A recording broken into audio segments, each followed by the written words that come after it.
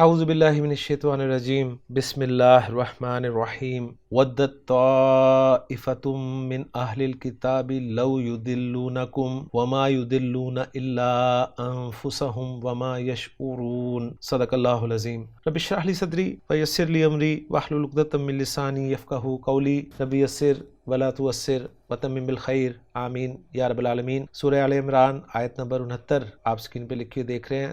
آیت کی تلاوت میں نے کر دی ہے اور آج کے لیکچر میں ہم اس آیت کو گرامیٹیکلی اینالائز کرنے کی کوشش کر رہے ہیں۔ اس آیت میں وقف کی ایک علامت ہے، لہٰذا اس آیت کے دو حصے ہوں گے۔ پہلا حصہ ہوگا ودت طائفۃ من اہل الکتاب لو یضلونکم، دوسرا ہوگا وما یضلون الا انفسهم وما یشعرون، اور جو دوسرا حصہ ہے اس کے دو حصے ہو جائیں گے۔ پہلا ہوگا وما یضلون الا انفسهم اور دوسرا ہوگا وما یشعرون۔ اب جو آیت کا پہلا حصہ ہے اس کے الفاظ سے بات کریں گے۔ اس میں پہلا لفظ ودت ہے جو کہ واو دال اور دال روٹ لیٹر سے مل کے بنا ہے۔ فعل ماضی واحد مؤنث غائب کا صیغہ ہے۔ ودا یا ودو جو کہ اصل میں ودیدہ یوددو تھا، ودن اس کا مصدر ہے، محبت کرنا، چاہنا یا خواہش کرنا کے معنی میں یہ استعمال ہوتا ہے، اور آیت کا ریفرنس خان صاحب نے یہی دیا ہے آیت نمبر 69 کا۔ طائفتن مؤنث اسم ہے، نکرہ ہے اور مرفوع استعمال ہوا ہے یہاں پر، اور من حرف جر ہے جس کے بعد اہل کا لفظ مجرور ہے، اور الکتاب جو ہے یہ بھی مجرور ہے۔ لو جو ہے حرف مصدر ہے یہاں پہ، اس لیے کہ ودا یا ودو کے بعد جب لو آتا ہے تو عام طور پہ مصدریہ ہی ہوتا ہے۔ یضلون فعل مضارع جمع مذکر غائب کا صیغہ ہے، ضاد لام اور لام اس کے روٹ لیٹرز ہیں، علامت مضارع پیش والی ہے تو یہ باب افعال کا لفظ ہے، ذہن میں رکھیے گا۔ اضلل یضلل تبدیلی کے بعد اضل یضل یعنی گمراہ کرنا کے معنی میں استعمال ہوتا ہے۔ ہم ضمیر منصوب متصل جمع مذکر حاضر کی لگی ہوئی ہے، کیوں؟ پہلے حصے کے الفاظ پر بات مکمل ہو جاتی ہے۔ اب جو دوسرا حصہ ہے اس کا پہلا حصہ اس کے الفاظ پہ بات کریں گے، وہ ہے وما یضلون الا انفسهم۔ واو حرف ہے، ما حرف ہے، حرف نفی ہے اس لیے کہ آگے الا رہا ہے۔ یضلون ایک مرتبہ پھر آ گیا ہے۔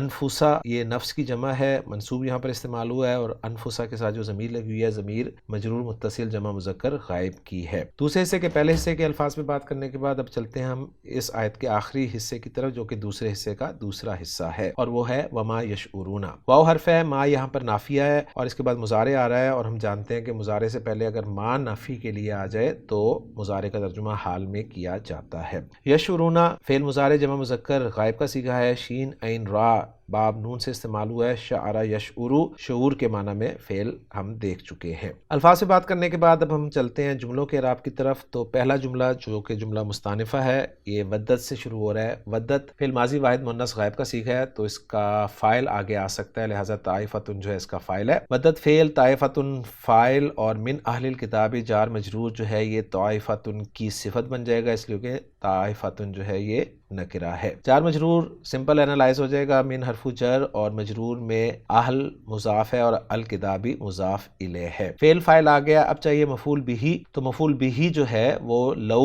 مصدریہ جو ہے اپنے صلۃ الموصول کے ساتھ مل کر جو ہے یہ مصدر کی تعویل میں ہو کر، مفرد کی تعویل میں ہو کر محلاً منصوب مفعول بہ بن جائے گا۔ لو حرف مصدر ہے، یضلونکم فعل فاعل مفعول بہ کا مجموعہ ہے، واو ضمیر مرفوع متصل اس کا فاعل ہے، اور یوں یہ جملہ فعلیہ جو ہے لو مصدریہ کے ساتھ مل کر مصدر کی تعویل میں ہو کر محلاً منصوب مفعول بہ بن جائے گا ودت فعل کے لیے، اور پھر ودت فعل اپنے فاعل اور اپنے مفعول بہ سے مل کر جملہ فعلیہ بن جائے گا۔ اور ترجمہ کرنا چاہیں تو ہم یوں کر سکتے ہیں کہ اہل کتاب میں سے ایک گروہ چاہتا ہے، کیا چاہتا ہے؟ کہ تم کو گمراہ کر دیں۔ اب جو دوسرا جملہ ہے اس کا پہلا جملہ یوں اینالائز ہوگا، واو کو ہم حالیہ قرار دے دیں تو ترجمے میں خوبصورتی آ جائے گی۔ ما حرف نفی ہے، یضلون جو ہے یہ فعل با فاعل ہے، واو ضمیر مرفوع متصل اس کا فاعل ہے، الا حذف کے لیے یہاں پہ، اور انفسہم مضاف مضاف الیہ ہو کر مفعول بہ بن گیا یضلون فعل کے لیے، اور پھر یضلون فعل اپنے فاعل اور اپنے مفعول بہ سے مل کر جملہ فعلیہ ہو گیا، اور محلاً منصوب ہم اسے قرار دیں گے حال، اور ترجمہ کریں گے حالانکہ وہ نہیں گمراہ کر رہے مگر اپنے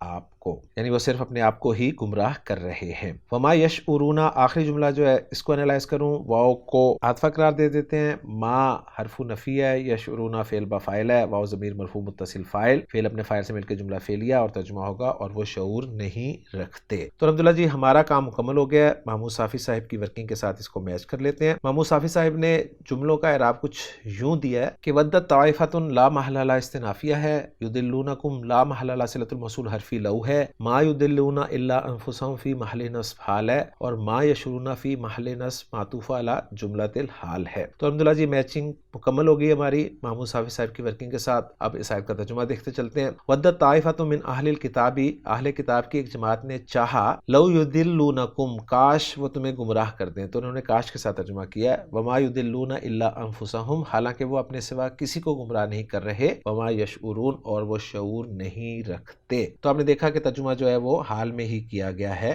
ما کے ساتھ۔ تو الحمدللہ جی آج کے لیکچر میں آیت نمبر 69 ہماری سورہ آل عمران کی مکمل ہو گئی ہے۔ انشاءاللہ تعالیٰ اگلے لیکچر میں اگلی آیت کے ساتھ آپ سے ملاقات ہوگی۔ سبحانک اللہم و بحمدک، اشہد ان لا الہ الا انت، استغفرک و اتوب الیک۔